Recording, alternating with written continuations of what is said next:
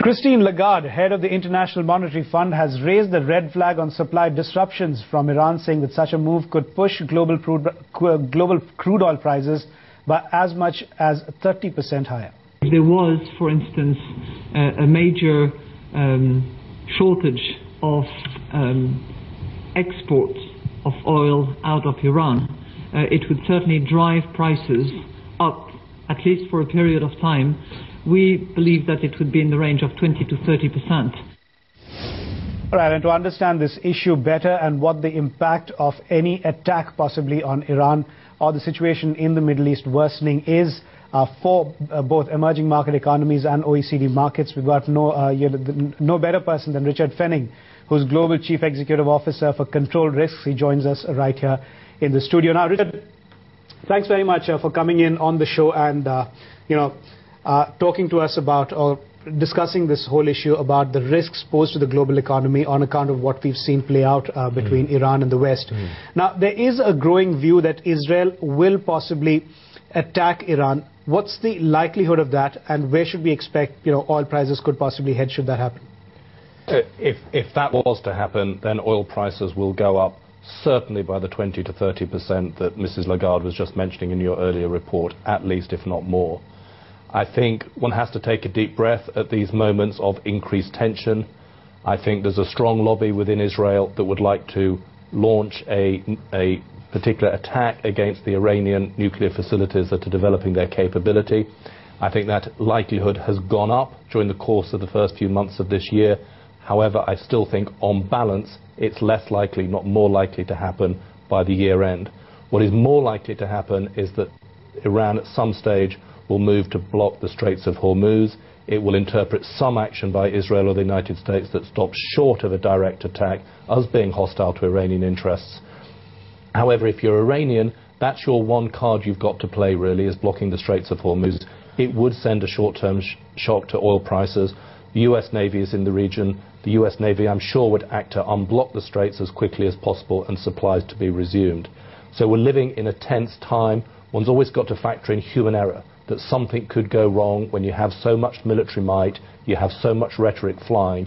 Even if it's not a direct Israeli attack, it could be that something will occur, a missile will be launched, something will happen by accident that could trigger a whole series of unintended consequences. Sure. Now, Richard, in the past, whenever we've seen tensions in the Middle East rise, we've had non-OECD members come out and say that, hey, I will raise supplies in order to ensure that a particular country receives oil and that prices globally are not upset. We saw Russia do that. We've seen them do that very often. We saw them do that during the Arab Spring problem. What's the likelihood of Russia stepping in once again? And should Russia step in, do you believe this 20%, 30% spike in oil prices that everyone's been speaking of could happen then? It could happen, but my guess is that the market has already factored that into its future pricing. I think Saudi Arabia is definitely the market to watch in terms of increasing production to make up for a shortfall in Iranian crude, and the same for Abu Dhabi and the United Arab Emirates too. There is a lot of animosity in that region towards Iran, and I think Saudi Arabia will want to play its cards very carefully over the next few months, but I think all eyes should be on Saudi and what Saudi does in terms of production raising. Sure. Now, Richard, the other issue, of course, is the fact that we just spoke of the sanctions that the US has said it will impose on countries that do not stop importing crude oil from Iran. Now, India and China have been named there, but you'd agree that it's not going to be as easy for the US to impose sanctions on India and China as it may have been maybe 10 years ago. These two are countries that are, pretty much regional economic superpowers today. The effect of imposing sanctions on these countries going forward could have potentially damaging effects on OECD markets as well. For sure it could. And of all the things that President Obama doesn't want to do in the next few months, this has got to be nearly at the top of his list. He does not want to start tangling with India and China and starting to impose sanctions. But you've got to look at this from the point of view of Tehran. And if in any sense they thought that Obama was losing his nerve on sanctions, and if he had exempted India and China from the sanctions debate, they would have interpreted that as the president losing his nerve. As a consequence, there's just no way politically that he could have kept India, China, Turkey and South Korea off that list. It has to remain, but he does not want to exercise that right, and in any event he actually has presidential discretion whether or not to impose sanctions in the final event. He's got to keep that card in play in order to keep the pressure on Tehran. He's given a break to the European Union. Greece and Italy have been significant importers of Iranian oil in the past.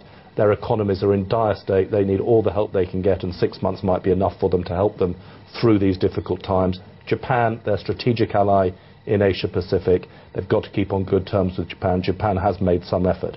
The reality is that the market will also determine what happens.